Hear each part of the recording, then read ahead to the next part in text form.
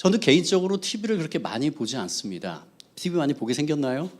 예, 아니죠. 예. 많이 보지 않는데 근데 제가 좀 찾아보는 그런 TV 프로가 있습니다. 뭐냐면요. 제가 가르치는 직종에 있어서 그런지 뭔가 배울 수 있는 그런 프로그램을 굉장히 좋아합니다. 그래서 저는 다큐멘터리를 굉장히 좋아합니다. 특히 아프리카에 펼쳐지는 세렝게티 대평원의 그 사자들 있죠? 전문가입니다. 저한테 물어보시면 제가 그들의 습성과 이런 것들 다 압니다. 제가 개인적으로 TV를 잘 보지 않지만은 그 찾아보는 프로그램 중에서 이런 것들이 있습니다. 세상에 나쁜 개는 없다. 여러분 보시나요? 보시는 분 있으신가요? 예, EBS에서 2015년도부터 해가지고 지금까지 되는 프로그램이죠. 반려견 치유 프로그램입니다. 반려견 중에서 좀 버릇이 안 좋은, 아니면 아무데나 오줌을 싸거나 아니면 입질 막 물거나 아니면 사납게 짖거나 하는 그런 반려견을 전문가들이 가가지고 보고 바꾸고 하면서 그것이 바뀌는 그러한 신기한 것들을 보게 되는 프로죠. 그것을 본따서 개는 훌륭하다라는 그런 프로가 KBS에서 2019년도부터 시작됐습니다. 그래서 잘 보시고 계신가요? 전 반려견이 없어가지고 가끔가다 이렇게 찾아보는데 강아지를 키우시는 분은 매주마다 보시는 분도 있으실 겁니다. 또 하나가 있습니다. 우리 아이가 달라졌어요. 잘 아시죠? 2000년대 중반부터 10년 동안 했던 그런 프로인데요. 아이들 가운데 좀 문제가 있는 아이들, 굉장히 소리를 막 지른다든지 아니면 폭력적인 아이들, 이런 아이들을 전문가가 또 거기에 대해서 컨설팅을 하고 그 아이들이 바뀌는 것들을 보여주는 거죠. 이것을 그대로 포맷이 요즘 육아 금쪽 같은 내 새끼, 오은영 박사가 하는 그 프로죠. 이 네 가지 프로그램 저도 가끔가다 이렇게 찾아보고 유튜브에서 찾아보고 하는데 공통점이 있습니다. 뭔지 아십니까? 누가 문제일까요? 강아지 같은 경우는요, 강아지가 문제가 아니에요. 견주가 문제입니다. 예, 견주. 그리고 또 우리 아이가 달라졌어요. 요즘 육아 금쪽 같은 내 새끼는 누가 문제예요? 아이들이 문제가 아닌 경우가 거의 대부분입니다. 물론 그 아이 중에서 장애가 있거나 이렇게 그런 아이들도 있지만은 거의 대부분은 부모가 문제입니다. 그래서 모든 솔루션은 그 부모에게 맞춰지죠. 자, 오늘 말씀은요, 지난 주일 김성훈 목사님의 나누어주신 말씀과 연결이 됩니다. 내용을 좀 더 근데 확장했습니다. 그래서 지난 주일 그리고 오늘 수요일 2회에 걸친 부모됨이라는 주제를 가진 시리즈 설교입니다. 자녀 양육의 성경적 원리를 깨닫는 그런 시간 되기를 간절히 바랍니다. 자, 사무엘 바로 전 대제사장이었던 엘리, 그리고 그의 두 아들이 홈니와 비느하스죠. 누구나 부러워할 만한 가정에서 태어났습니다. 홈니와 비느하스는. 왜 그럴까요? 그 아버지가 이스라엘을 통치하는 대제사장이었습니다. 영적 지도자였고요. 그러나 그 두 아들은요, 아버지 엘리가 늙고 나이가 많아서 제사장의 직무를 잘 수행하지 못하게 되자 부친의 뒤를 이어서 성전 일을 합니다. 그 당시에는 아버지의 직업을 그 아들들이 그대로 받아서 하는 것들이 거의 대부분이었죠. 그래서 홈니와 비느하스도 바로 제사장이었습니다. 그러나 이 두 아들은요, 주변의 기대와는 반대로 악행을 일삼았습니다.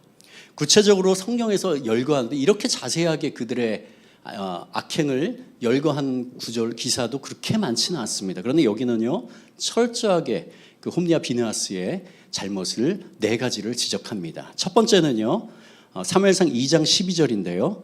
엘리의 아들들은 행실이 나빠 여호와를 알지 못하였더라. 그들은 제사장의 아들이었죠. 그리고 그들도 제사장이었습니다. 그러나 하나님을 두려워하지 않는 자였습니다. 하나님을 두려워하지 않는 자는 어떤 사람을 말할까요? 하나님이란 존재를 무시하는 사람을 말합니다. 그저 일반 백성이 아닌 제사장에도 불구하고 하나님을 두려워하지 않습니다. 그들이 바로 홈니와 비느하스였죠. 자, 두 번째는요, 제사를 멸시하고 자신들의 유익을 위해서 일하는 자였습니다. 2장 17절에 보면은 이 소년들의 죄가 여호와 앞에 심히 크면 그들이 여호와의 제사를 멸시함이었더라. 멸시라는 단어를 쓰죠. 백성이 제사를 드리기 위해서 제물을 이렇게 가져오잖아요. 그럼 제사장은 제물 중에서 기름 부분을 태워가지고 하나님께 올려드립니다. 그리고 살코기 부분은요, 삶은 다음에 모세의 율법에서 지정한 몫에 따라서 제사장과 제물을 가져온 사람이 나누도록 되어 있습니다. 그런데 엘리의 두 아들은요, 율법에서 정한 것을 깡그리 무시하고 하나님께 이 제사하러 나온 사람들이 제사를 드리기 전에 먼저 맛있는 부분의 고기를 빼내어서 강제로 빼앗아다가 먹으려고 와서 하나님은 삶은 고기를 원치 않으시고 날 것을 원하신다 라고 거짓말을 합니다. 백성들을 속이고 뺏어가죠.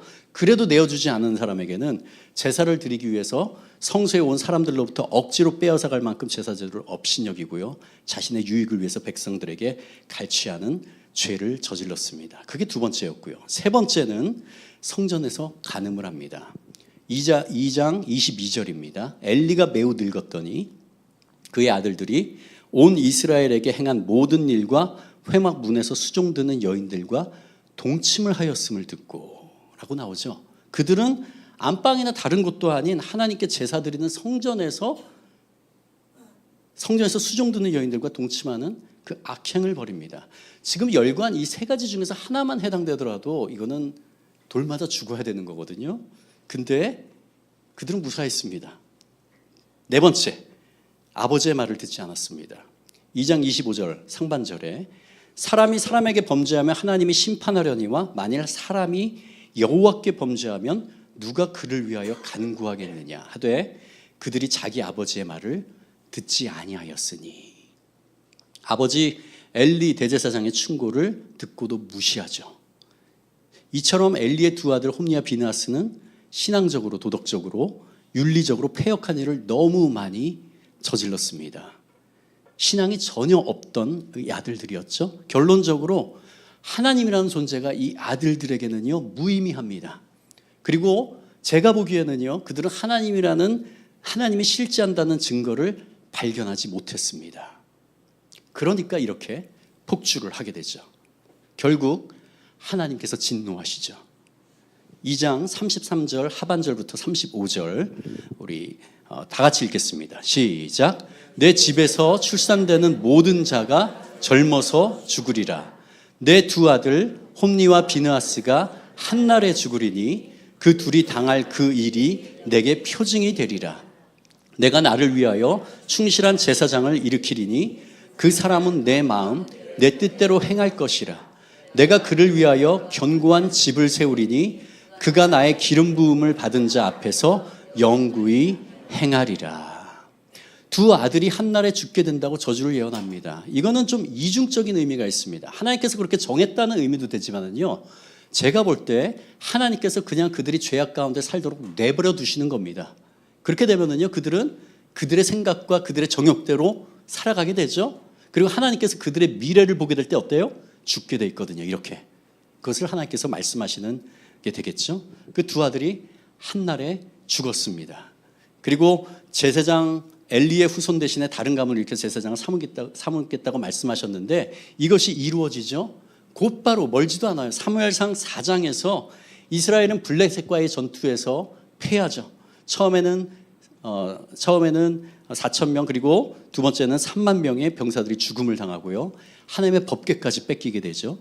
그리고 엘리의 두 아들이 같은 날 동시에 죽임을 당하게 됩니다. 이것으로 끝이 아니었습니다. 이러한 소식을 들은 엘리 대제사장 역시 충격을 받아서 의자에서 뒤로 넘어지는 바람에 목이 부러져서 죽게 됐죠. 같은 날 두 아버지와 두 아들이 동시에 죽습니다. 이렇게 죽음으로 말미암아서 엘리 제사장은 40년 동안의 사사 생활을 비참하게 마칩니다. 그가 죽은 후에 그의 가문은 엘리 가문은 겨우 명맥만을 유지하다가 사울에 의해서 나중에 후대에 노베에 있는 제사장 일족 85명이 몰살당하는 사건이 벌어집니다. 그때 아비아달이만 살아남습니다. 솔로몬 때요, 그 엘리의 제사장이었던 대제사장 아비아달이 아도니아의 영모에 가담합니다. 그리고 축출되죠. 그래서 그들의 가문의 이름은 성경에서 사라지게 됩니다. 이처럼 엘리 가문이 쑥대밭이 된 그 근본적인 원인이 어디 있을까요? 홈리와 비느하스가 패역한 일을 저질렀기 때문입니다. 그렇죠? 그렇다면 두 아들 홈리와 비느하스가 패역한 일을 저지르게 된 이유는 무엇일까요? 그것은 아버지 엘리가 자녀 교육에 실패한 문제 부모였기 때문입니다. 성경에 보면은요, 하나님은 또 구체적으로 엘리가 자녀 교육에 실패한 이유를 구체적으로 설명하고 있습니다. 첫 번째는요, 자식을 책망하지 않았습니다. 사무엘상 2장 24절 한번 보십시오. 제가 읽겠습니다. 내 아들들아, 그리하지 말라. 내게 들리는 소문이 좋지 아니하니라. 너희가 여호와의 백성으로 범죄하게 하는도다. 아까 그 패역한 일들을 벌였잖아요. 근데 엘리 제사장이, 대제사장이 이걸 듣고 말하는 게 바로 이겁니다. 이게 책망으로 들리세요? 아이고 얘들아, 그러지 말아라. 이걸로 끝났어요. 점잖게 타이르기만 합니다. 별다른 책망을 하지 않습니다. 어떻게 해야 됩니까? 자식이지만 법대로, 절차대로 그들을 징계해야죠. 그게 하나님으로부터 권위를 받은 자가 해야 될 일입니다. 그러나 그는 그렇게 하지 않았어요. 그냥 다 자기의 권위로 막아준 거죠. 잠언 23장 13절에서 14절 같이 읽겠습니다. 시작. 아이를 훈계하지 아니하려고 하지 말라. 채찍으로 그를 때릴지라도 그가 죽지 아니하리라. 내가 그를 채찍으로 때리면 그의 영혼을 스올에서 구원하리라. 아멘입니까? 예, 이대로 하지 마시기 바랍니다. 예, 이때 시대 당시 우리 어렸을 때도 여기 계신 분은 알죠? 어렸을 때는 우리 자녀를 채찍으로 이렇게 때리는 것들이 많았죠. 지금은 이것들이 많이 사라졌죠. 예, 여기서 훈계라는 말은요, 바른 길을 가르치고 가지 말아야 할 길을 엄중히 경고하라는 의미입니다. 아이들이 잘못된 길로 가면 가르치고 때로는 징계도 해야 됩니다. 근데 항상 해야 될까요? 아니에요. 그렇게 하면 아이들을 망치게 됩니다. 아이들에게 이렇게 엘리 제사장이 말한 것처럼 부드럽게 말해야 될 때도 있습니다. 많은 경우에 그렇게 해야 돼요. 부드럽게 말하고 타이르고 해야 됩니다. 그러나 하나님에 대한 일에 대해서는요, 절대 타협의 여지를 주면 안 됩니다. 다시 한번요. 하나님의 일에 대해서는요, 아이들에게 절대 타협의 여지를 주면 안 됩니다. 예를 들면요, 성적에 대해서 아이가 성적을 완전히 망치고 왔습니다. 찍찍이가 막 비가 막 날려요. 어떻게 반응해야 됩니까? 아이고 이 녀석아, 그렇게 과외도 시키고 돈 들인 게 얼마인데 이따위 점수를 가지고, 이렇게 반응해야 될까요? 공부 잘하는 것도 유전이에요. 그런 경우가 많죠. 아닌 경우도 있지만은. 예. 아닙니다. 잘 못하면 어떻게 해요? 예. 저는 이렇게 물어봅니다. 최선을 다했니? 최선을 다했는데 이렇게 받았으면 괜찮아. 하나님이 너가 최선을 다한 걸 아셔. 만약에 최선을 다하지 못했다면, 그거는 너가 좀 더 다시 한번 생각해 봐야 된다. 최선을 다해야지, 그치? 다음에 한번 최선을 다해보자 라고, 이게 타이르는 거죠. 예, 근데 우리는 반대로 합니다. 성적에 대해서 어떻게 해요? 막 열불을 냅니다. 돈이 얼마가 들었는데. 예, 공부할 애들은 알아봅니다. 그렇죠? 이미. 예, 또 다른 예를 들어볼까요?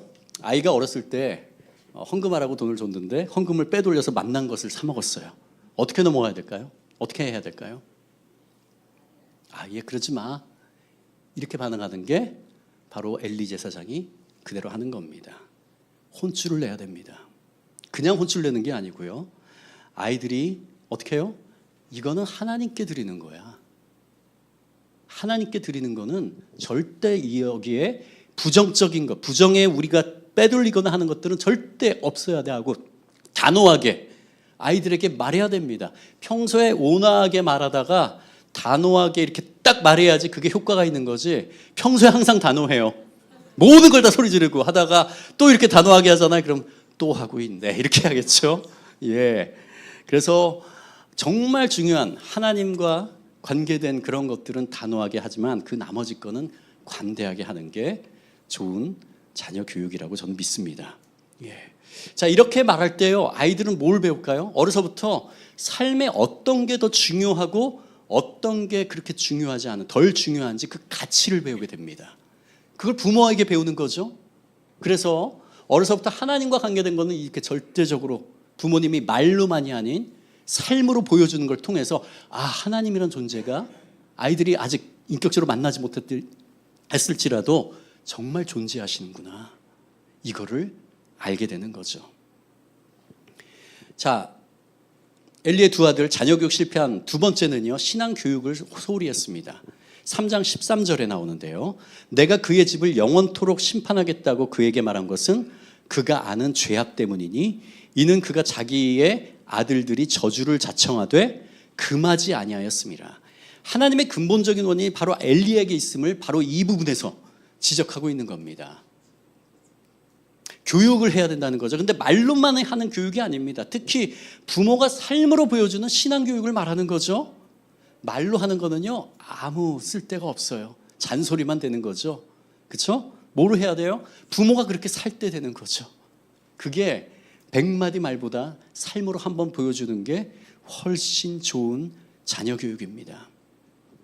자, 이렇게 되니까 우리 사회에서 갑질 사건 때때로 많이 벌어지죠. 신문에도 나고요. 유명 갑질 사건이 뭡니까? 출발하려는 비행기를 돌려버린 항공사 부사장이 있었죠. 일명 땅콩 회항이라고요. 예. 그리고 작년인가 재작년이었던 것 같은데요. 아파트 70대 경비원이 그 주민에게 갑질을 피해를 당하고요. 극단적인 선택한 사건들이 있었습니다. 수없이 많은 갑질 사건들이 벌어집니다. 저는 그거 할 때 기사의 뉴스 댓글을 잘 보거든요. 공통됩니다. 그 부모에게 배운 게 그거구나, 이거예요. 그런 갑질 사건이 나잖아요. 세 번째, 자녀 교육에 실패한 사례. 자기들 아들들이 하나님보다 더 소중히 여깁니다. 2장 29절인데요. 우리 이거 같이 읽겠습니다. 시작. 너희는 어찌하여 내가 내 처소에서 명령한 내 재물과 예물을 밟으며 내 아들들을 나보다 더 중히 여겨 내 백성 이스라엘에 드리는 가장 좋은 것으로 너희들을 살지게 하느냐. 여기서 내 아들들을 나보다 더 중히 여겨라는 것은요, 바로 우상 숭배를 말하는 겁니다. 하나님보다 더 중요하게 여기는 것, 그것이 바로 우상이 되는 겁니다. 우리 입술로는 하나님이 최고입니다, 하나님만 섬깁니다, 말로 하는 게 중요한 게 아니에요.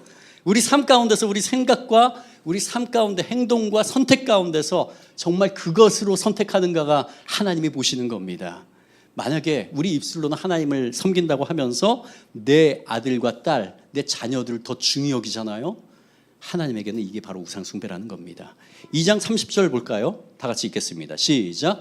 그러므로 이스라엘의 하나님 나 여호와가 말하노라. 내가 전에 내 집과 내 조상의 집이 내 앞에서 영원히 행하리라 하였으나 이제 나 여호와가 말하노니 결단코 그렇게 하지 아니하리라. 나를 존중히 여기는 자를 내가 존중히 여기고 나를 멸시하는 자를 내가 경멸하리라. 아멘. 하나님이 되게 무섭게 느껴지십니까? 하나님도 우리와 같은 인격적인 하나님이세요. 이 말에 어폐가 있습니다. 우리가 하나님의 이미지를 닮아서 지정의가 있는 거죠. 그런데 우리가 표현할 때는 신격이라고 하면 뭔가 우리와 다른 걸로 생각하죠. 그래서 인격적이라고밖에 표현할 수가 없습니다. 하나님은 우리와 같이 지성과 정, 감성과 의지가 있으신 분입니다. 우리와는 다르게 무한대로 있으신 분입니다. 그래서 우리가 이런 하나님의 마음을 아프게 할 때 하나님의 마음은요, 우리와 엄청나게 우리와 비교할 수 없을 정도로 하나님의 마음은 찢어집니다. 그러니까 하나님은 나를 존중하는 자를 내가 존중 여기고 나를 멸시하는 자를 내가 경멸하리라. 하나님도 그렇게 반응하시는 겁니다. 우리 삶의 우선순위가 올바르게 정렬이 돼 있을 때 삶이 풍성해집니다. 그리고 우리 삶이 무너지지 않습니다. 우리 삶의 우선순위는 이렇습니다. 모르고 잘 아실 겁니다. 우리 삶의 어느 누구라도 하나님이 가장 최고의 우선순위입니다. 믿으시죠? 그 다음이 누굴까요? 그 다음이 누굴까요? 가정에서 배우자입니까? 자녀입니까? 배우자예요. 이게 하나님의 원리예요. 배우자 다음에 누굴까요? 그 다음이 자녀예요. 그리고 그 외의 것들이죠. 이 순서가 무너질 때 하나님의 보듬어 주시는 은혜가 끊어지기 시작합니다. 이게 성경적 원리이기 때문이죠. 예를 들어서 띄워주십시오. 배우자보다 일이 우선순위가 되잖아요. 그럼 가정의 뿌리부터 흔들리기 시작합니다. 많은 우리 남편분들이 이런 경우가 굉장히 많이 있죠. 아내보다 일을 더 중요히 여깁니다. 그 가정에 사랑이 식어지고 나누어지기 시작합니다. 두 번째, 남편보다 자녀를 더 중요히 여기잖아요. 그럼 자녀가 삐뚤어지기 시작합니다. 자녀들에게 하나님께서 이런 센스를 주신 것 같아요. 아, 엄마가 아빠보다 나를 더 좋아하고 더 신경 쓰는구나. 이럴 때부터 아이들이 엇나가기 시작하는 것 같습니다. 근데 아내가 자녀보다 남편이 더 중요한 거를 아이에게 직접 보여주잖아요. 말로도 하고 그럼 내가 정신 차려야겠다. 이렇게 하는 것 같습니다. 세 번째, 하나님보다 공부가 더 중요하게 여기잖아요. 그럼 자녀의 영혼을 잃게 됩니다.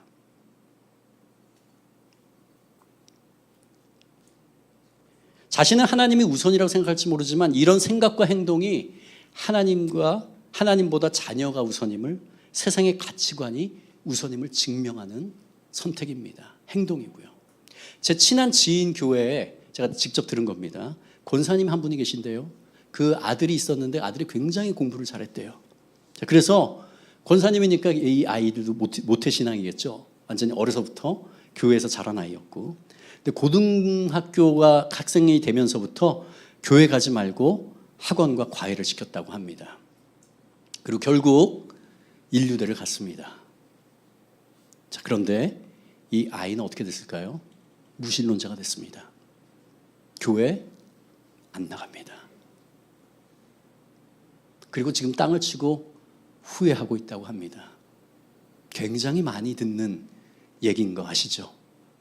이 패턴.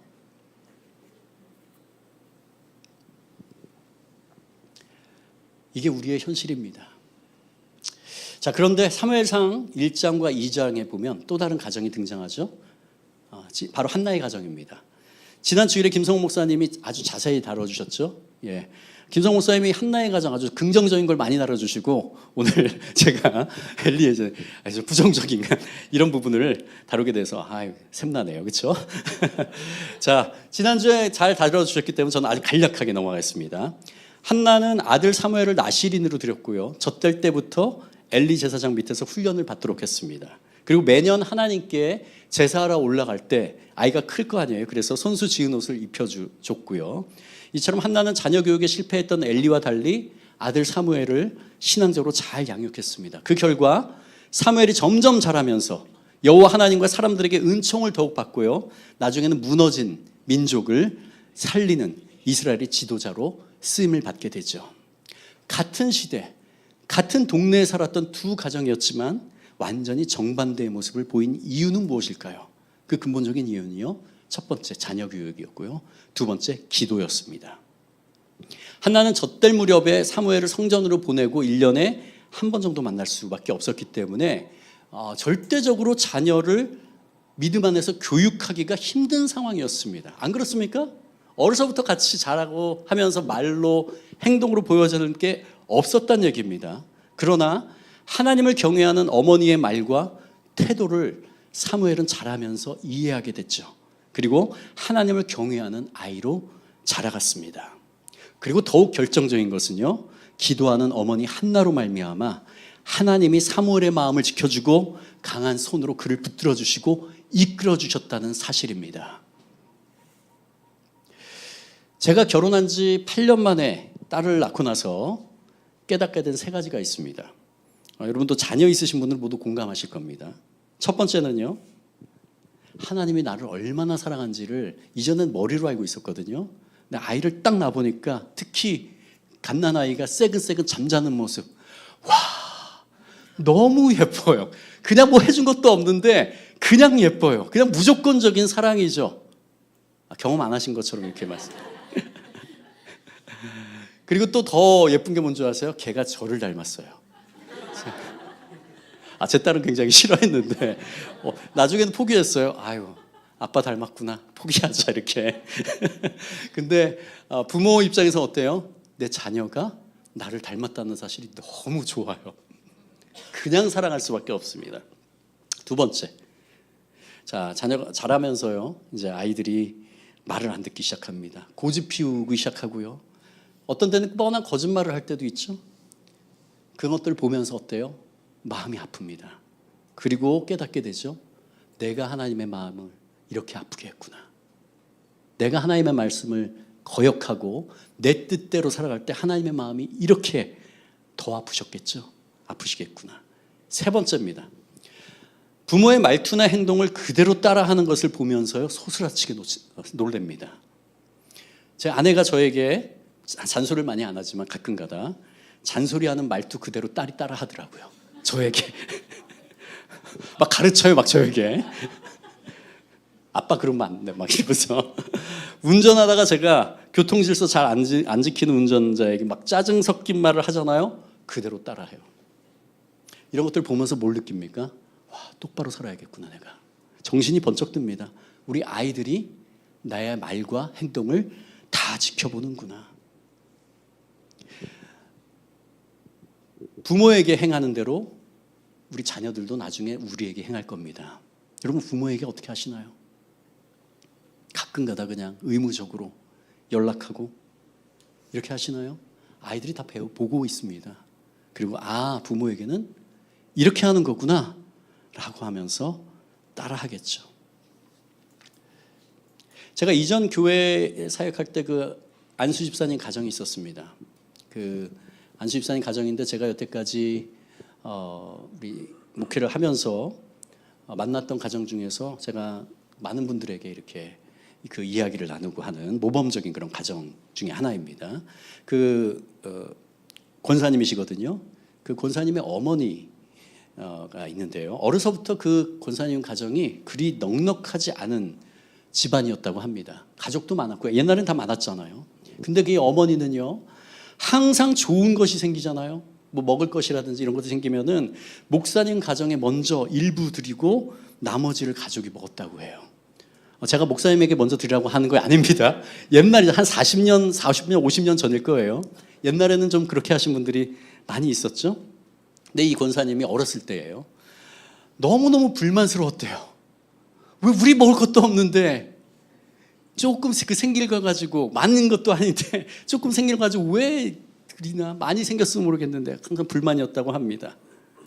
그러는데 나중에 자기가 크고 나서 어머니가 권위자를 존중히 여기는 마음을 하나님이 보시고 이 권사님이 청년 때부터 하나님이 그 마음을 지켜주시고 삶을 이끌어주는 것을 경험하게 됐다고 합니다. 그리고 이 권사님은요, 어느 누구보다도 갖고 있는 것, 자기의 소유를 어느 누구보다도 잘 나누시고요, 정말 하나님 앞에서 하나님의 말씀이랑 순종도 잘하시고 언어가 특히 굉장히 성숙한 분이시더라고요. 예. 하나님께서 그런 그 하나님을 경외하는 그 부모님을, 그 자녀들을 하나님께서 붙들어 주십니다. 때로 방황할 때도 있어요. 똑같이. 그러나 하나님이 붙들어 주시죠. 이분에게 원래 아들이 셋이 있었는데요, 그 중에 가운데 둘째가 초등학교 저학년 때 불의의 사고로 먼저 천국에 보냅니다. 그러나 이 안수 집사님, 권사님 부부는요, 믿음 안에서 잘 이겨내고 그 두 아들도 청소년기를 겪으면서 방황하고 갈등하는 것도 어느 정도, 그렇다고 뭐 떠난 건 아니지만 그런 것도 있었는데, 그러나 하나님께서 두 아들 가운데서 붙들어 주시고 인도하는 것을 제가 목격하고 느낄 수 있었습니다. 사복음서에 모두 등장하는 오병이어의 기적 사건이 있죠. 요한복음 6장에 구체적으로 나오는데요, 큰 무리를 먹이는데 200데나리온, 200데나리온은 지금으로 하면 한 1,500만 원 정도 될 겁니다. 그것도 모자른 상황. 거기 5천 명이었잖아요, 남자만. 그러니까 한 2만 명 정도가 됐을 거라고 추측합니다. 그런데 200데나리온, 한 1,500만 원 정도도 모자른 상황이라고 하면서 제자 중 하나가 여기 한 아이가 있어 보리떡 5개와 물고기 2마리를 가지고 있나이다. 그러나 그것이 이 많은 사람에게 얼마나 되겠사옵니까? 라고 이 사건을 통해서 우리는 그냥 지나칠 수 있는데, 이번에 특히 보면서요, 이 아이는 도대체 어떻게 자신의 한 끼 식사를 예수님에게 드릴 수 있었을까? 너무 신기하지 않아요? 근데 부모님의 말씀과 삶의 교육이 있었기 때문에 아닐까요? 하나님께서 너의 필요와 소유를 아끼지 말고 우선적으로 드려라. 그리고 그 삶으로 보여줄 때 이 아이가 그것을 배우고 이 결정적인 순간에 자기의 작은 도시락을 예수 그리스도께 드리는 그런 사건을 통해서 예수님이 큰 기적을 일으키시죠. 자녀는 부모의 거울이다라는 말이 있습니다. 여러분 잘 아시죠? 많이 들어보셨고요. 모든 사람이, 예수 믿는 사람뿐만 아니라 이 세상 모든 사람이 인정하는 무서운 말입니다. 하나님께서요, 자녀에게 부모의 모습을 보고 따라가도록 DNA 가운데 프로그래밍을 해놓으신 것 같습니다. 아이는 어려서부터요, 부모의 생각과 선택을 보고 자랍니다. 아주 어렸을 때는 그것이 무슨 의미인지 잘 모르겠죠. 자, 그런데 점점 커가면서 벌써 요즘은 초등학생만 돼도 굉장히 똑똑하잖아요. 스마트폰을 많이 봐서 그런지. 예. 근데 아이는 자라면서 부모의 생각과 선택을 보면서 하나님이 살아계신지, 그분을 믿고 따를 만한 자인지 나중에 특히 청소년기, 청년의 때 결정하게 됩니다. 부모의 삶이 굉장히 지대한 영향을 미칩니다. 이렇게 가정해 보겠습니다. 신앙이 없는 가정이 있죠. 믿지 않는 그런 가정 가운데서 도덕적이고 모범적인 부모 밑에서 자란 아이든 자녀도 그럴 가능성이 굉장히 높습니다. 그렇죠? 그러나 편법과 술수, 약한 자를 무시하는 부모 밑에서 자란 아이들은요, 그 부모가 그렇게 하는 걸 보고 자랐을 거 아닙니까? 그러니까 자녀도 그런 아이로 자랄 가능성이 굉장히 높습니다. 우리 크리스천 가정으로 한번 볼까요? 크리스천 가정 가운데서 성경 말씀을 따라 살려고 몸부림치고 노력하는 부모 밑에 있는 그런 자녀는요, 자녀도 그럴 가능성이 높습니다. 두 번째가 가장 문제예요. 두 번째는 뭐냐면요, 성경 말씀 따라 살지 않는 부모예요. 이 부모의 아이들은요, 교회에서 성경 말씀을 배우죠. 주일학교 어렸을 때부터. 그러니까 예수님이 누구인지, 예수님이 어떻게 살아가라고 하시는지 어렸을 때 배웁니다. 그때는 막 그냥 스폰지같이 흡수하죠. 그런데 초등학교 3, 4학년, 고학년이 되면서부터 배운 말씀대로 부모가 살지 않는 모습을 보기 시작합니다. 그리고 세상의 가치관을, 부모님 안에 있는 살아가는 방식의 세상적인 가치관을 발견하면서 얘네들은 혼란을 느끼기 시작합니다. 부모의 이중적인 모습을 보게 되는 거죠. 그리고 청소년기가 되잖아요. 어느 정도 굉장히 많이 알게 됩니다. 청년이 되면 뭐 거의 대부분 다 알죠. 그렇게 되면서 이 부모가 하나님 말씀 따라 살지 않는 자녀들은 하나님은 결국은 없다라고 결론을 내립니다. 그리고 교회를 떠납니다. 다는 아닌데요, 많은 경우가 그런 일들이 벌어집니다. 제가 미국 교회에서 사역할 때 한 가정이 있었습니다. 교회 재정을 담당하는 가정이었어요. 굉장히 중요한 그 가정이었죠. 두 남편 아내 두 분도 굉장히 나이스하고 좋은 분들이었습니다. 근데 아들이 둘이 있었거든요. 근데 둘째 아들이 보이스카웃이었어요. 보이스카웃 잘 아시죠? 근데 그래서 보이스카웃은 한 달에 한 번 야영을 하거든요. 근데 한 달에 한 번 이 아빠, 이 재정을 맡은 이 중요한 분이 빠집니다. 왜? 아이와 같이 가서 야영을 해야 되기 때문에요. 저는 그것을 보면서 굉장히 그때 우려가 됐었어요. 이렇게 되면 아이에게 정말 안 좋을 텐데. 제 아내랑 얘기하면서 이거 별로 좋지 않은데 뭐라고 할 수는 없고. 그 아이 장래 희망이 뭐였는지 아세요? 어렸을 때 목사였습니다. 근데 결국 지금은 다 장성했거든요. 둘 다 교회 안 다니는 아이들. 안 다니는 것뿐만 아니라 제 페이스북 친구로 다 연결이 돼 있어서 그들의 삶을 제가 좀 볼 수 있거든요. 근데 큰 아들은요, 제 찬양팀에서 중학생 때 기타 처음 배우면서 제가 이렇게 가르쳐주고 해가지고 이렇게 자란 아이입니다. 찬양팀에서 일렉 기타 하던 친구였는데 지금은 락 음악을 하면서요, 세상의 즐거움에 흠뻑 젖어서 그 언어나 쓰는 말들이 정말 예수 그리스도를 믿는 냄새가 하나도 안 나는 세상적인 엄청나게 나아가는 그런 것들을 보게 됩니다. 제가 말하는 거는요, 무조건 주일 예배를 빠지지 말아라, 주일 성수해라, 함께 꿈꾸는 교회에서 드리라는 말이 아닙니다. 여행을 갈 수 있죠.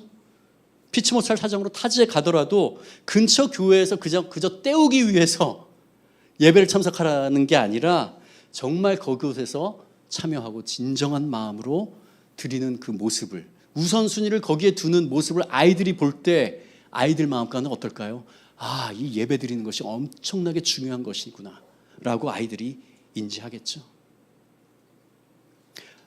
고3 때 또는 2학년 때, 이르면 고1 때부터 입시에 집중하고 대학교 가면 교회 가라라고 선택하는 가정 이야기를 종종 듣습니다. 여러분 스스로 속이지 마십시오. 이런 아이들은요 99% 대학 가서 교회 가지 않습니다. 제가 대학에 가르치잖아요. 기독교 대학이거든요, 제가 가르치는데도. 그런데 교회에서 이렇게 열심히 활동하는 애들은요 중고등부 때도 열심히 활동하던 애들이에요.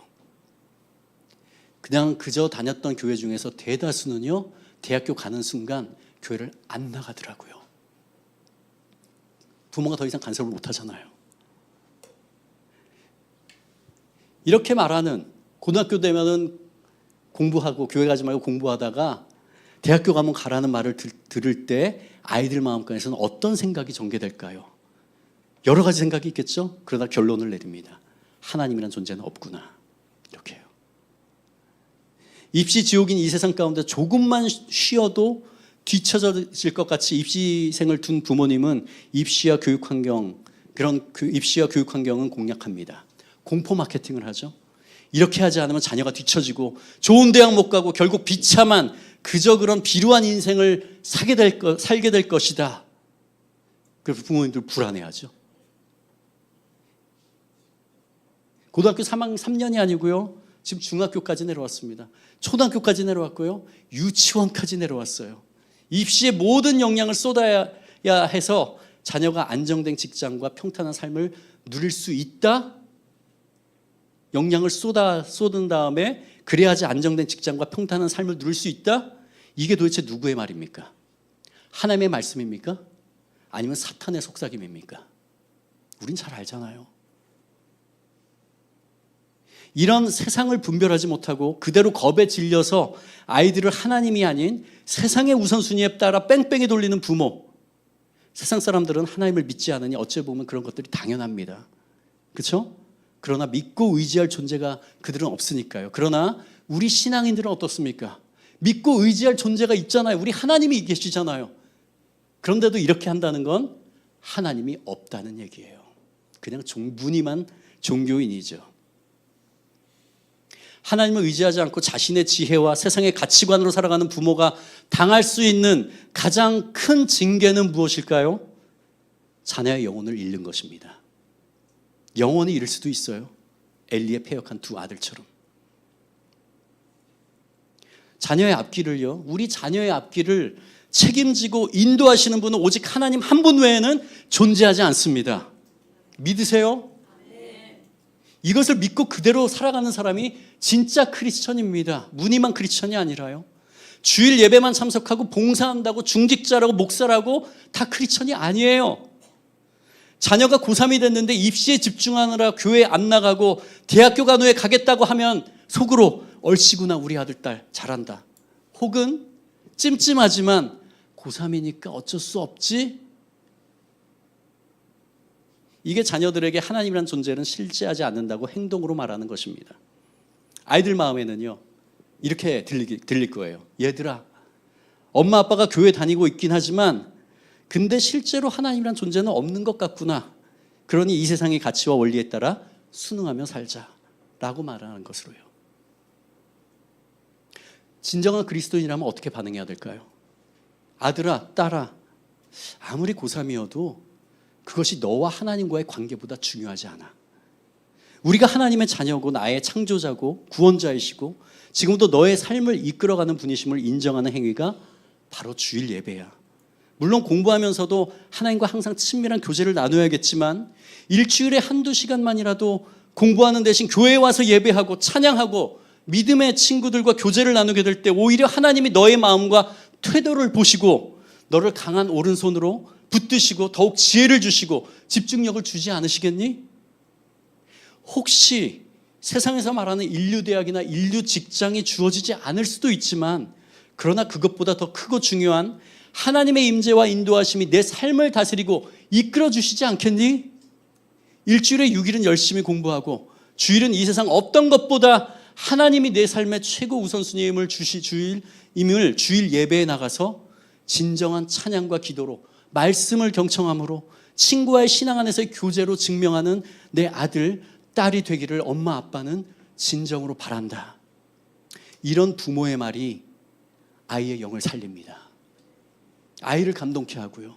더 중요한 거는 이런 삶을 부모가 보여주려고 했을 때요, 우리 하나님이 감동하셔서 자녀의 마음을 만져주시고 그 앞길을 책임져 주십니다. 한나의 아들 사무엘처럼요. 여러분, 주일 성수는 율법이 아닙니다. 주일 성수한다고 죄 짓는 거 아니에요. 옛날에 율법은 그랬죠. 그러나 예수 그리스도가 이 땅 가운데 오심으로 말미암아 우리에게 어떻게 됐어요? 은혜가 주어졌습니다.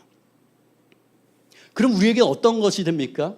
주일 성수라는 것은요, 이날만큼은 세상 어떤 것도 하나님 앞에 우리의 시간과 정성을 들이고 하나님께 찬양하고 말씀 듣고 성도들과 교제 나누는 것보다 우선하지 않다는 것을요, 하나님께 삶으로 증명하는 시간이 바로 주일의 예배예요. 예배 시간에 지각하지 않는 게 중요해요. 아이들이 지켜보거든요. 지각한다는 건 그만큼 중요하지 않다는 얘기입니다. 이렇게 중고등학교 시절이 신앙적으로 부모가 그나마 영향을 줄 수 있는 마지막 시기라고 한다면, 지금 입시 공부 며칠 하는 게 중요한 게 아니라 수련회 가서 하나님을 만나게 해달라고, 하나님을 체험하게 해달라고, 그 앞길을 스스로 하나님께 맡기는 우리 아들, 딸이 되게 해달라고 간절히 기도하면서 오히려 부모가 수련회를 보내야 되는 거 아닙니까? 그런 사람이 하나님을 신뢰하고 따르는 사람이죠. 이번 여름 수련회, 특히 중고등부 아이들에게는요, 하나님의 살아계심을, 은혜를 체험할 어떤 아이에게는 마지막 기회가 될 수 있어요. 영어 공부 좀 더 하고 수학 과외를 하고 일타 강사 강의를 듣고 하는 것보다 하나님이 우선순위임을 부모가 삶으로 보여주는 것. 여러분, 자녀가 안 가려고 하잖아요. 용돈 푸하게 주시면서 가라고 꼬십시오. 우리는 이것을 선한 뇌물이라고 합니다. 그리고 기도 요청을 하십시오. 하나님께서 이 아이의 마음을 그 수련을 통해서 어떻게 만질지 누가 압니까? 마무리하겠습니다. 여러분, 문제 자녀는요, 비록 그가 학교에서 공부를 잘하고 지식과 지혜가 뛰어나고 소위 말하는 좋은 대학, 좋은 직장에 취직하고 이 사회에서 두각을 나타내는 장래가 촉망되는 청년이라고 할지라도 하나님을 경외하지 않고 자기의 뜻대로 이 세상을 살아가려는 자입니다. 하나님을 경외하고 의지하지 않는 인간은요, 하나님의 마음을 아프게 하는 죄라는 결과물밖에 남지 않습니다. 여러분의 자녀는 문제 자녀입니까? 아니면 그 마음 가운데 하나님이 세상 어떤 것과도 바꿀 수 없는 최고의 가치임을 아는 복된 자녀입니까?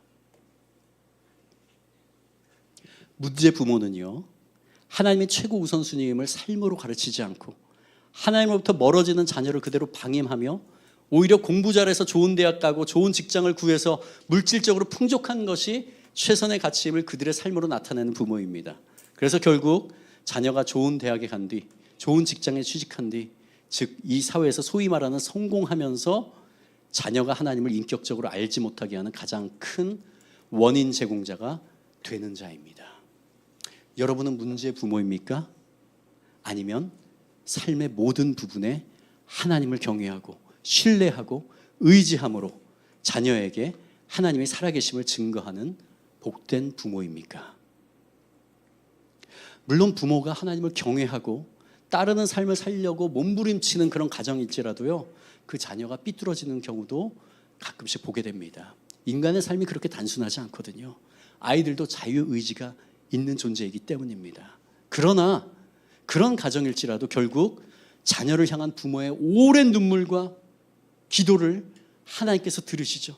그리고 그 기도의 분량이 찰 때 방황하는 자녀의 삶에 하나님이 개입하셔서 결국 하나님 품으로 돌아오도록 이끌어주시는 것을 목회하면서 종종 보게 됩니다.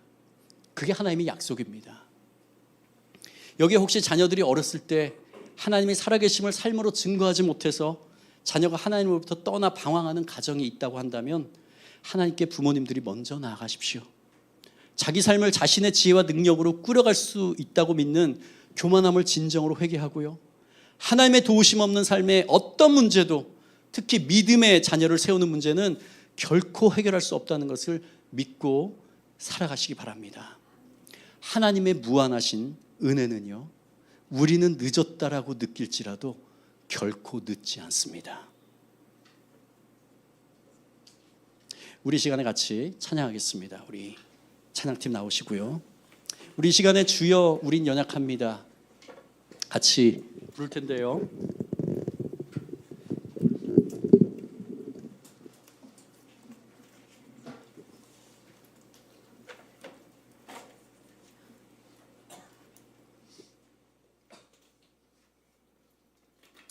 자녀 교육, 자녀를 신앙 안에서 양육하는 것은 정말 힘듭니다. 지금처럼 하나님이라는 존재를 부정하는 세상 문화가 걷잡을 수 없이 밀려들어와서 우리 아이들을 미혹하는 그런 이 세상에서 부모와 선생님의 권위도 땅에 떨어진 시대에 부모가 말만으로 하나님의 살아계심을 증거하기는 불가능함을 우리는 잘 압니다. 그래서 우리의 삶으로 하나님께 하나님의 살아계심을 보여주는 방법 외에는 다른 방법은 존재하지 않습니다. 우리 자녀를 하나님께 맡겨드리는 지속적인 기도와 그리고 연약하기에 하나님을 붙들 수밖에 없는 부모의 겸손의 기도가 아니고서는 하나님의 은혜가 자녀에게 흐를 수 없다는 것을 우리 기억합시다. 자녀가 부모에게 보고 싶은 것은요, 부모의 완벽함이 아닙니다. 완벽한 자는 없습니다. 그렇죠? 부모도 연약한 인간이기에 스스로의 지혜와 능력으로 살아갈 수 없어 하나님께 나아가는 모습, 하나님을 의지하는 모습, 하나님께 기도하는 모습, 하나님께 순종하는 모습, 자녀에게도 부모의 연약함을 인정하고 용서를 구하는 모습, 부모의 이런 모습을 보시고 하나님이 우리 자녀에게 긍휼함을 베풀어 주셔서 이 험난한 세상 가운데서 하나님을 경외하는 자라로 우뚝 서게 하실 것입니다. 우리 이것을 같이 고백하면서 찬양합니다.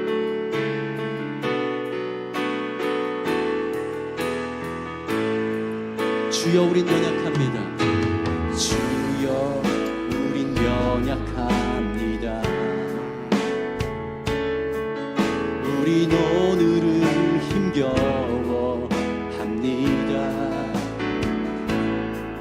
주 뜻 이루며 살기에 부족합니다.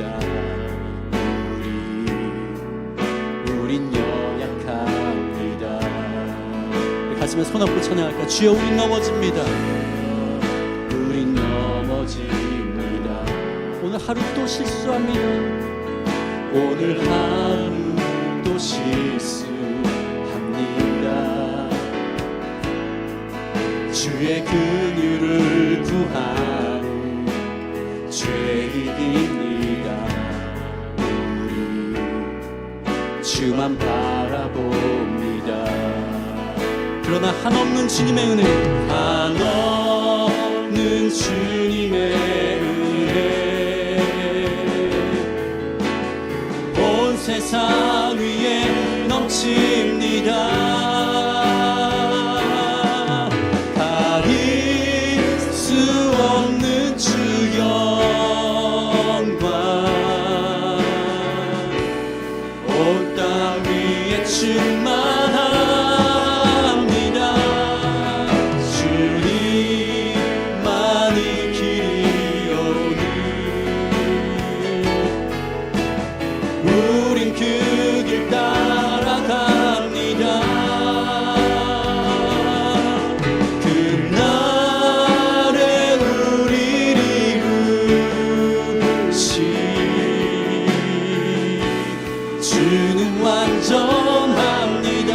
한없는 주님의 은혜, 한없는 주님의 은혜 온 세상 위에 넘칩니다. 가릴 수 없는 주 영광 온 땅 위에 충만한 주님만이 참는 길이오니 주님만이 길이오니 우리와 우리 가정은 그 길 따라가겠습니다. 우린 그 길 따라갑니다. 그날에 우리를 이루신 주는 완전합니다. 우리 시간에 같이 한번 기도합니다. 기도하며 나아갈 때에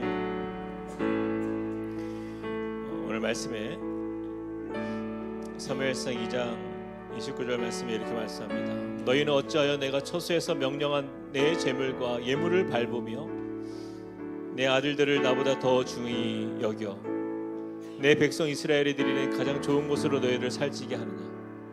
그러므로 이스라엘의 하나님 나 여호와가 말하노라. 내가 전에 내 집과 내 조상의 집이 내 앞에 영원히 행하리라 하였으나 이제 나 여호와가 말하노니 결단코 그렇게 하지 아니하리라. 나를 존중히 여기는 자를 내가 존중히 여기고 나를 멸시하는 자를 내가 경멸하리라. 가장 두려운 것이 이것입니다. 주님이 이스라엘 백성들에게 약속하신 내가 전에 내 집과 내 조상의 집에 내 앞에 영원히 행하리라 하였으나 내가 결단코 그렇게 하지 아니하리라. 하나님의 뜻을 돌이키는 거예요. 그렇게 하려고 했지만 그들의 교만함이 또는 자녀를 우상으로 여겼던 그 엘리의 제사장의 가문에 내가 그렇게 하지 않겠다라는 거예요. 오늘 말씀을 통해서 우리가 다시 한번 깨닫습니다. 우리가 두려워하는 것이 무엇입니까? 우리가 걱정하는 것이 무엇입니까? 하나님, 어쩌면 우리는 하나님을 경외하기보다 하나님을 두려워하기보다 그저 나에게 주어져 있는 이 상황 속에서 내 자녀가 어쩌면 우리 마음에 더 우상이 되어서 하나님보다 더 의식이 되고 하나님보다 더 두렵고 이 자녀가 잘못되면 어떡하나 그런 어떤 인간적인 우리의 방법과 계획과 우리의 어떤 여러 가지 지혜들을 모을 때가 참 많이 있는데 이 시간에 좀 주님 앞에 우리의 마음을 돌이키기 원합니다. 하나님, 오늘 들은 말씀을 기억하면서 정말 주님, 이 엘리 제사장에 내려졌던 이 저주가 하나님 우리 가문에게 있어서는 안 되겠습니다. 하나님, 바른 길로 믿음의 길로 하나님 주님을 두려워하며 주님이 나의 주인 되심을, 이 가정의 주인 되심을 우리가 바르게 선포할 수 있는 믿음의 부모로 살게 하여 주시옵소서. 하나님, 그런 믿음의 고백이 우리 자녀들을 믿음의 반석에 세워나가며 하나님 잃어버린 우리의 자녀들의 인생이 주님께 돌아오는 역사를 보게 하여 주시고 하나님 그들의 인생의 참주인 되시는 주님을 떠나지 않는 믿음의 가정으로 살 수 있도록 하나님 은혜를 부어달라고 같이 한번 기도하며 나가시겠습니다. 사랑의 하나님, 주님을 의지합니다. 아버지 하나님, 우리의 가정 다루시니 하나님 주님이 약속하신 이 은혜와 하나님, 어쩌면 우리는 하나님 주님을 두려워하기보다 하나님을 의지하기보다 하나님 내 삶에 주어져 있는 우리의 삶을 열심히 하나님 그것으로 아버지 하나님 우리가 하나님께서 하나님 어찌할까 하나님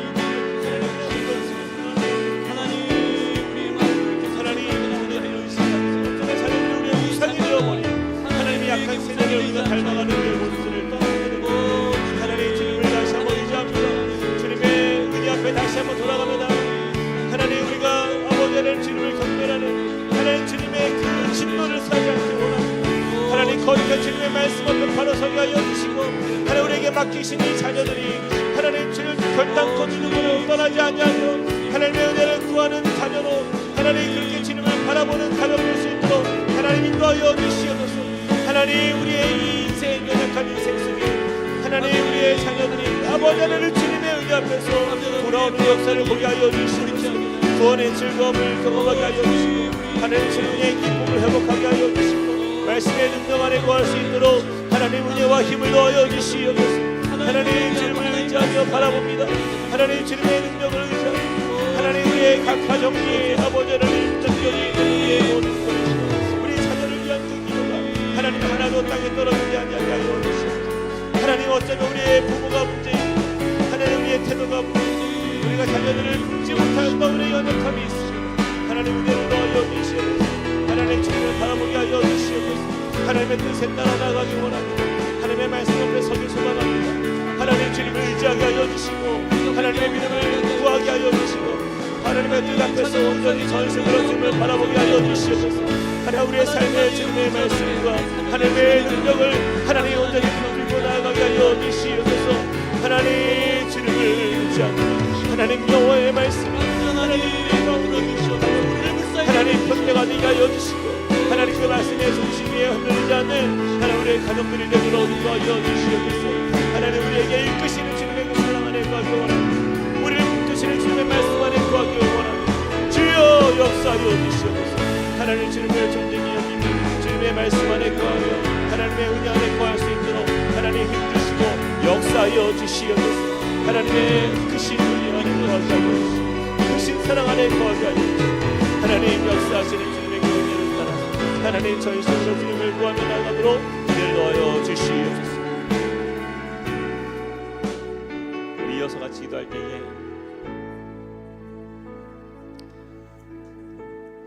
우리 하나님께서는 우리에게 분명히 말씀하십니다. 나를 존중히 여기는 자를 내가 존중히 여기고 나를 멸시하는 자를 내가 경멸하리라. 그 누구도 우리가 이 말씀 앞에 예외가 없습니다. 아무리 사랑스러운 나의 배우자라 할지라도, 아무리 내가 아끼는 자녀라 할지라도, 또 아무리 내가 정말 이 세상에서 살면서 내가 어떤 이유가 나에게 있을지라도 하나님의 이 말씀은요 우리에게 주시는 경고입니다. 그래서 우리가 자녀를 위해서 기도해야 되고 우리 가정을 위해서 기도하는 것입니다. 너무나 안타까운 것은 그 엘리의 제사장의 이 가문이 이 말씀 앞에 그들이 그 하나님의 말씀을 듣질 않았어요. 그래서 주님께서 이 이스라엘 위에 하나님이 약속하십니다. 내가 나를 위하여 충실한 제사장을 일으키리니 그 사람은 내 마음 내 뜻대로 행할 것이라. 내 마음 내 뜻대로 행할 것이라. 내가 그를 위하여 견고한 집을 세우리니 그가 나의 기름 부음 받은 자를 앞에서 영구히 행하리라. 여러분 우리가 그런 가정이 되길 원합니다. 주님의 마음이 온전히 머무는 가정, 주님의 뜻이 행해지는 가정, 그를 위하여 견고한 집을 세우리라 말씀하신 그 약속을 붙들길 원합니다. 여러분 우리 자녀가 잘 되는 길은요 그 길밖에 없어요. 우리 가문이 잘 되는 길은요 그 길밖에 없어요. 하나님께서 약속하셨습니다. 내가 그 집을 견고히 세우리라. 하나님 우리 가정이 그렇게 주님의 말씀 앞에서 견고히 서가는 가정 되게 하여 주옵소서. 우리 부모와 우리의 배우자와 또는 우리 자녀들 하나님 온 가정이 주 안에서 하나님 우리가 주님께 버림받는 가정 아니라 하나님의 말씀을 경멸히 여기는 자가 아니라 주님을 존중히 여기는 자가 아니라 하나님 정말 우리가 말씀 앞에서 주님의 뜻을 행하며 하나님의 마음에 합한 가정, 그렇게 주님 앞에서 견고하게 주님이 세워가시는 믿음의 가정으로 붙들림 바 되도록 우리를 인도해달라고 같이 한번 기도하며 나가시겠습니다. 사랑의 하나님 주님을 의지하며 믿음으로 나아갑니다. 하나님 우리의 가정들을 은혜에 부어주시고 하나님 인도하여 주시옵소서. 주님의 크신 말씀 안에 거하게 하여 주시고 크신 능력 안에 거하게 하여 주시고 하나님의 이루시는 크신 하나님의 사랑 안에 거하기 원합니다. 하나님 우리의 각 가문이 하나님 우리의 각 가정들이 하나님 그렇게 주님의 말씀 앞에서 하나님 뜻을 이루어가는 하나님의 마음에 합하여 하나님의 뜻을 온전히 행하기를 기뻐하는 가정들이 될 수 있도록 하나님 인도하여 주시옵소서. 하나님 그러한 가정을 주님께서 견고히 하신다 약속하셨습니다. 하나님 그러한 가정을 온전히 세워가신다 약속하신 주님, 하나님 주님의 약속 안에 거하기를 원합니다. 하나님 우리를 이끄시고 보호하시는 하나님의 그 사랑의 은혜 안에 거하게 하여 주시옵소서. 하나님 우리의 각 가정들마다 하나님 여러 가지 문제가 있습니다.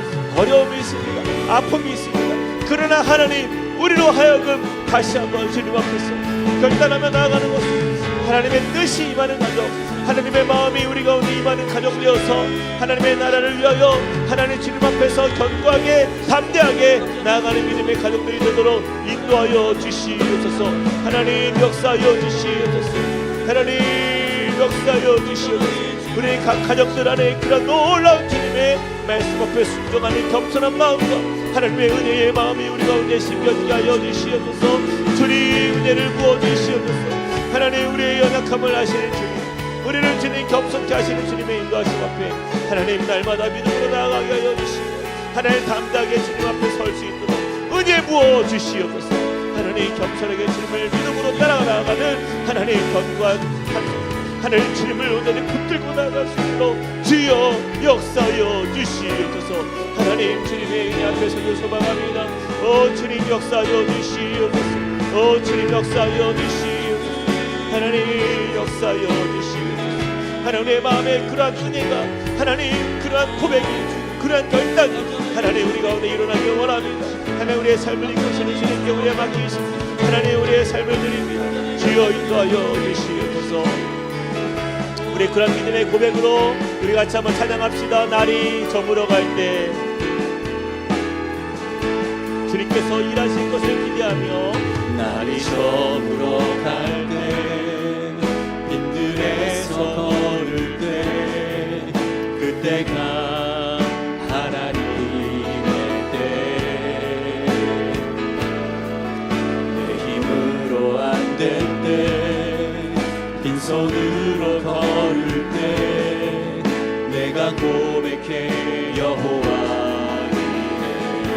우리 모인 이곳에 주님 함께 계시네. 우리 모인 이곳에 주님 함께 계시네. 누리네 아버지 은혜. 적은 떡과 물고기 내 모든 걸 드릴게.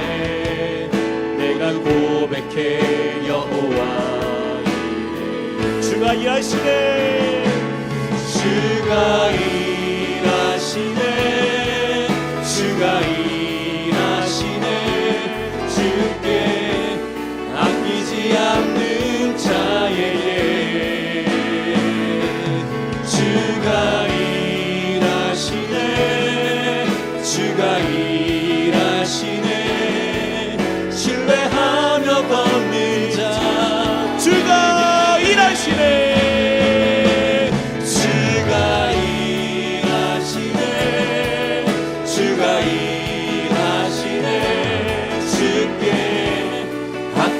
않는 자에게. 주가 일하시네. 주가 일하시네. 신뢰하며 걷는 자에게. 주가 일하시네. 주가 일하시네. 주가 일하시네. 줄게 아끼지 않는 주가 일하시네. 주가 일하시네. 신뢰하며 걷는 자에게. 우리 한 번 더 우리 자녀를 위해서 한 번 더 기도합시다. 하나님 우리 자녀 세대가 믿음의 세대가 되길 원합니다. 하나님 이스라엘 백성들 가운데에 하나님 아이 사무엘이 엘리 앞에서 여호와를 섬길 때에 여호와의 말씀이 희귀하여 이상이 흔히 보이지 않더라. 하나님의 말씀은, 하나님의 능력은 세대를 가리지 않습니다. 성인 사무엘 앞에 하나님이 그에게 그를 찾아 그에게 하나님의 음성을 들려주신 것이 아니에요. 우리 자녀를 만나주시는 하나님이 계십니다.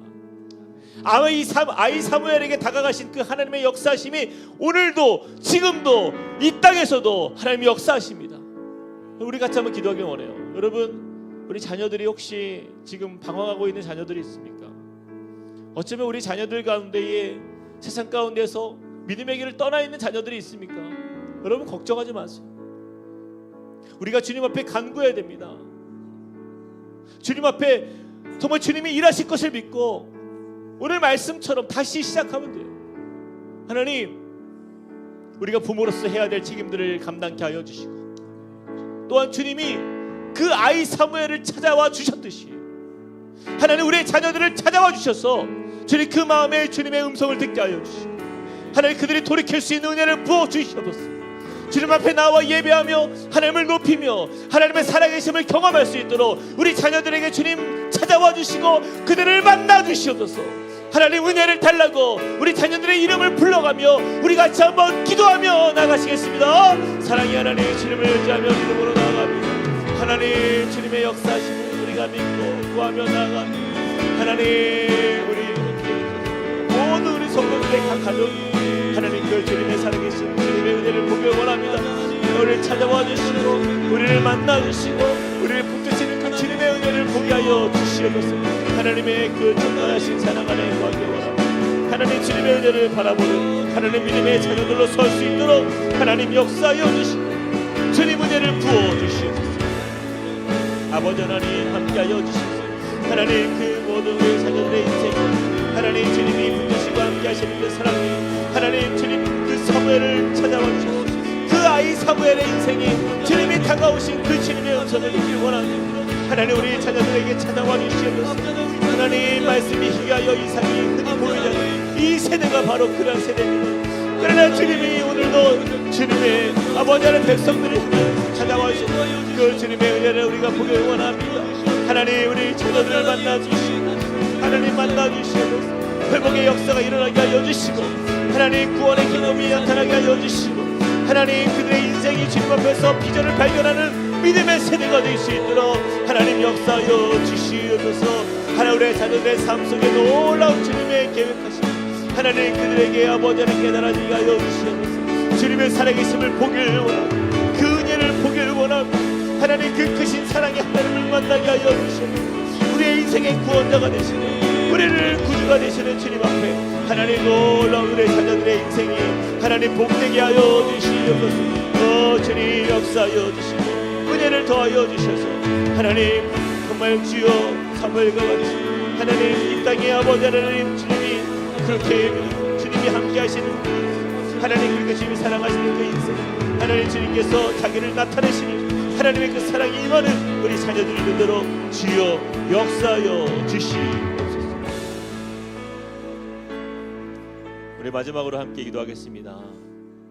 이번 주부터 우리 중고등부 제자반 비전 트립이 이제 내일부터 3일간 시작되고 또한 주말에 이제 영유아 유치부 우리 여름 성경학교가 우리 토요일 날 시작이 됩니다. 그리고 이제 다음 주에 우리 유초등부 수련회 또 이어서 우리 중고등부 수련회 또 청년부 수련회 이르기까지 정말 이 시대에 우리에게 하나님이 주신 이 귀한 어떻게 보면은 우리 아이들의 인생이 변화될 수 있는 놀라운 기회가 될 것입니다. 여러분 우리가 그저 아이들의 일이라고 해서 그냥 거기에 가서 즐겁게 놀고 또 맛있는 거 먹고 또 재밌는 시간 보내는 거 그것도 중요하지만 우리 아이들이 정말 주의 영을 받아야 돼요. 정말 성령을 경험해야 되고 정말 예수 그리스도를 인격적으로 만나는 역사가 나타나야 됩니다. 그런 은혜가 이번 수련을 통하여서 성경학교를 통하여서 정말 주님께서 그렇게 역사하실 줄 우리가 믿고 구하길 원합니다. 우리 자녀들을 주님 축복하면서 주님께서 우리 자녀들 우리 한국내에 있는 모든 우리 자녀들 주님 그들의 영혼이 정말 주여 하나님 앞에서 정말 능력으로 살아가는 꿈의 사람, 비전의 사람, 하나님의 참 백성으로 하나님 거듭나는 역사가 나타나게 해달라고 우리 같이 한번 기도한 다음에 우리 각자 개인 기도하시면서 주님 앞에 나아가시겠습니다. 우리 다 함께 기도하며 나가시겠습니다. 사랑의 하나님 주님을 의지합니다. 하나님 역사하여 주시고 함께하여 주시옵소서. 하나님의 은혜에 그 능력 안에 거하기 원합니다. 하나님 역사하시는 주님을 우리가 온전히 믿고 바라며 구하며 나아갑니다. 하나님 함께하여 주시옵소서. 주여 우리 가운데 은혜를 부어주시는 그 주님의 사랑 안에 하나님 역사하여 주시고 하나님 채워주시고 그 능력 안에 거하는 주님의 백성으로 살게 하여 주시옵소서. 하나님 인도하여 주시옵소서. 하나님 역사하여 주시옵소서. 하나님 은혜를 허락하시는 주님 우리 자녀들이 주님을 온전히 깊이 만나길 원합니다. 주님을 온전히 깊이 깨닫고 하나님 주님의 사랑 안에 거할 수 있도록 주여 도와주시옵소서. 주여 도와주시옵소서. 하나님 함께하여 주시옵소서. 하나님 역사하여 주시옵소서.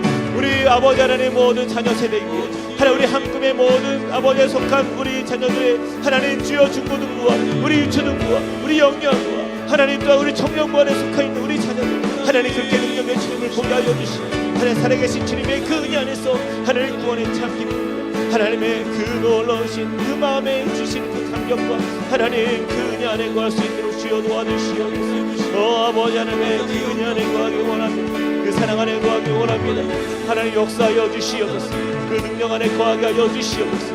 하나님 우리 가운데 이루시는 주님을 보기 원합니다. 주여 인도하여 주시옵소서. 주여 채워 주시옵소서.